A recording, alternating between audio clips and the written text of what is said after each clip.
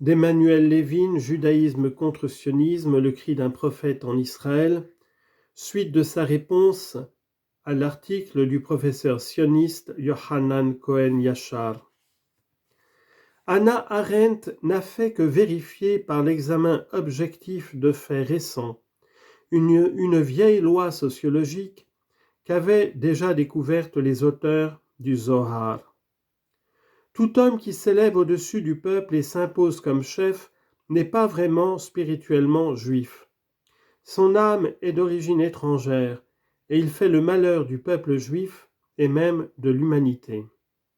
Il appartient au Erev Rav, terme qui traduit en termes sociologiques modernes désigne la classe bourgeoise et capitaliste juive dirigeante, personnifiée et symbolisée aujourd'hui par la famille Rothschild.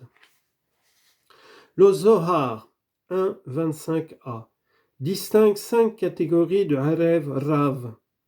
Les Néphilim, les tombés du ciel, les Giborim, ou les puissants, les héros, les Hanakim, c'est-à-dire les grands, et les Rephaïm, les géants, et les Amalekim, les Amalécites.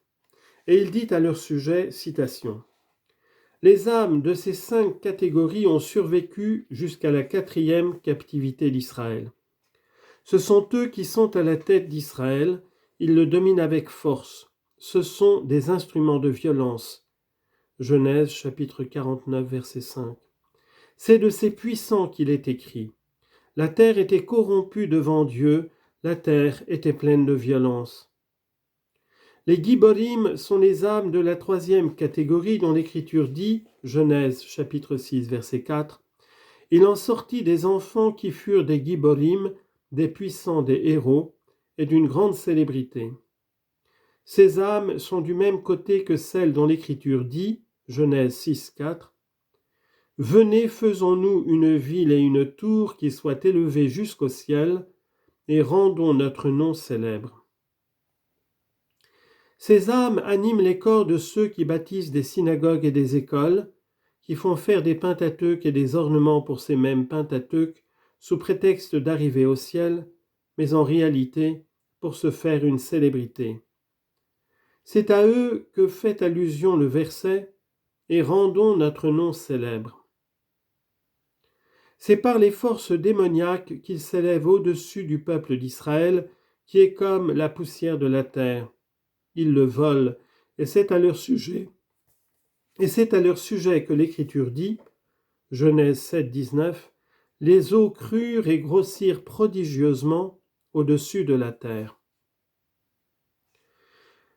Le mystère de ces 5 catégories d'âmes qui ont causé la destruction du temple est exprimé dans les paroles de l'Écriture, et la terre était tohu vavohu, informe et vide. Mais aussitôt, après que la racine et la base du monde apparaîtront, racine désignée dans l'Écriture par le terme « lumière », parce que cette racine est de l'essence du Saint, béni soit-il, toutes ces âmes seront effacées de dessus la terre et exterminées. Selon une autre explication, les paroles de l'Écriture, Genèse 2, 4, « Voici, elle est, les enfants du ciel et de la terre » désignent ceux dont l'Écriture dit, Exode 22, « Aaron les ayant pris, les jeta en fonte, et il en forma un veau. » Alors les Israélites dirent, « Voici, elle est, ton Dieu, ô Israël. » Le jour où les âmes de ces hommes seront exterminées sera aussi solennel que le jour où le Saint, béni soit-il, créa le ciel et la terre, ainsi qu'il est écrit, « Au jour où Dieu créa la terre et le ciel. » À cette époque, le Saint, béni soit-il, s'unira à la Shekhinah et le monde sera renouvelé ainsi qu'il est écrit. En Isaïe, chapitre 66, verset 22, « Car comme les cieux nouveaux et la terre nouvelle que je vais créer subsisteront toujours devant moi, dit le Seigneur. » Telle est la signification des paroles au jour où Dieu créa. À cette époque, dit l'Écriture, Genèse chapitre 2, verset 9, Elohim avait produit de la terre toutes sortes d'arbres beaux à la vue et portant des fruits agréables au goût. Mais, Avant l'extermination de ces 5 catégories d'âmes qui se sont introduites parmi les Israélites, la pluie de la doctrine ésotérique, la Kabbale, ne tombera pas sur Israël, et Israël, qui est comparé aux plantes et aux arbres, ne poussera pas. Il est donc clair, à la lumière de ce texte du Zohar, que l'État d'Israël, qui a été fabriqué avec l'argent des Juifs et des chrétiens les plus riches, avec leur Deutschmark et leur dollar inépuisable, est l'État du Erev Rav, des capitalistes et des banquiers israélites, allemands et américains. Comme le monde en est témoin, il est bien un instrument de violence entre les mains de ces généraux et de ces héros, de ces Giborim, de ces Moshe Dayan, et à cause d'eux, la terre est corrompue devant Dieu, la terre sainte est pleine de violence. Et à cause de ces rabbins vendus, qui interprètent d'une manière simpliste les paroles de la Torah pour justifier la raison et les guerres d'État, comme l'avait prévu l'auteur des Tikkuné HaZohar, Tikkun 43 et 82a, le monde retourne à l'état de Tohu Vavohu, au néant.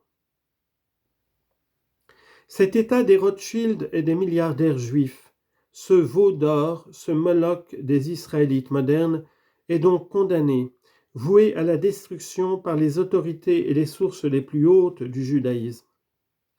Loin d'être l'état d'Israël, il est au contraire l'état du monde. Il condense et résume toutes ses erreurs, tous ses crimes, toutes ses abominations, tous ses péchés, dont l'historique Israël, l'Israël pauvre et sous-développé, l'Israël pacifique et non violent, antithèse de l'Israël sioniste et moderne, a été la victime principale. L'État d'Israël n'a plus rien de juif, comme le reconnaît le docteur Cohen Yashar, qui est lui-même un Israélien. Il est plus païen que les païens, plus arien que les ariens, plus grec que les grecs, plus romain que les romains, plus germanique que les germains, plus américain que les américains. Tous les êtres du monde se retrouvent en lui, excepté l'être juif. C'est la Babel moderne. Qu'il cesse donc de s'appeler Israël et de parler au nom du peuple juif. Qu'il se décolonise, qu'il devienne un État comme tous les autres, qu'il proclame qu'il n'a plus rien de commun avec le judaïsme. Alors ses citoyens partageront le sort du monde. Ils ne seront pas jugés en particulier et comme Erev Rav, c'est-à-dire condamnés à la destruction et à l'extermination totale. Que les Israéliens se désionisent, qu'ils deviennent des Palestiniens, qu'ils s'arrangent à titre individuel avec les Arabes, qu'ils cessent d'être l'instrument de la violence, le gendarme des capitalistes et des impérialistes judéo-américains, qu'ils se révoltent contre cette bourgeoisie juive criminelle, âme de la bourgeoisie mondiale, qu'ils rejoignent les Palestiniens dans leur lutte héroïque contre l'État de Rothschild, l'État du Erev Rav, qui doit être détruit. Qu'ils le détruisent eux-mêmes en y renonçant pour épargner la violence et le sang des pauvres, dont le prix est inestimable et infiniment cher aux yeux du Dieu de la justice. Car la destruction de l'État de Rothschild signifiera la fin du monde capitaliste et bourgeois, la fin de l'oppression et de l'exploitation dans le monde. Ce sera le véritable signe de Dieu, l'annonce de la création de la nouvelle terre et des nouveaux cieux, et de la révélation de la nouvelle Torah de la liberté, dans laquelle il n'y aura plus ni défense ni permission, ni récompense ni punition. Plus de loi, plus d'État, plus d'exploitation et d'oppression de l'homme par l'homme, plus de misère. Tous les hommes seront rois et souverains, égaux et frères de Dieu. Confère, Zohar, section Beshala.